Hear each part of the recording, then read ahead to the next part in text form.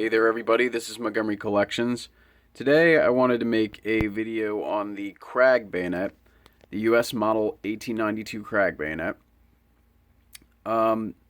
Despite how short its lifespan was, this is actually a very fantastic bayonet. So essentially, the Krag bayonet went on the Krag rifle. It replaced the earlier socket bayonets, the last one of those of which was the 1873. The design is almost an exact copy of the Swiss model 1889, and it was the first knife bayonet for general use in the United States military forces. It was also the first and last U.S. bayonet to use this press catch in the pommel kind of deal.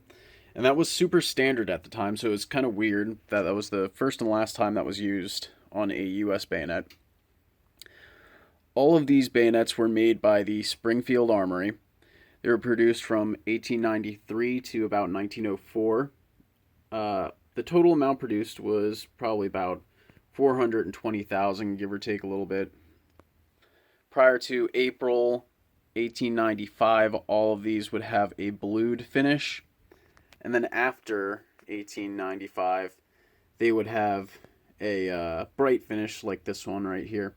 This one's in pretty good condition, all things considered.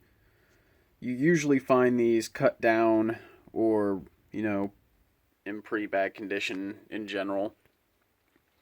So I got kind of lucky with this one. You might find other ones that are nickel plated or, chrome plated, which is for like parade use. Some of them are also, blacked, and I haven't seen. I'm not sure where those come from or who did that. They look kind of odd though, so it's a very, very dark matte kind of finish on them. So before I said the model 1892 was almost an exact copy of the Swiss model 1889. This is a Swiss model 1889-11. The only difference is this little notch right here, so for all intents and purposes, it's the same thing. Now, on the original Krag, you can tell that this one was taken in to be repaired at some point. And the way that you can tell this is that the grips have been replaced. And the way you can tell the grips have been replaced is because the original grips, the walnut grips, would have kind of looked like this with these flush grips that are grind down flush with the wood grip. These, you can see, they're kind of like a dome cap deal, and this grip has kind of like a ridged finish to it. It's a little hard to see on this one. You can kind of make it out, and that's like left over from the machinery, kind of like the machining process of it. So, the dates that they did that, I think post 1880 or 1899, you'll find them like this if they were repaired, and they kind of just started making them like this. So everything past 1899 are going to have these ridged grips and these dome caps. If it was taken in for repair, you'll have that as well. Anything before that, you'll have these little flush grips. So if you want to find something that's a 100% original and was never repaired or anything, you're going to look for a Krag bayonet that looks like that. You can kind of see that the design is, yes, the exact same. The only difference being the crossguard is a little bigger, so it's a bit heavier too. But overall, it's pretty much the same thing. The Krag bayonets were used in the Spanish-American War in 1898 and the Philippine insurrections. So, kind of going by that, the earlier Krags that were made from about 1894 to 97 are a little more rare, while the wartime produced Krags from 1898 to 1903 are much more abundant.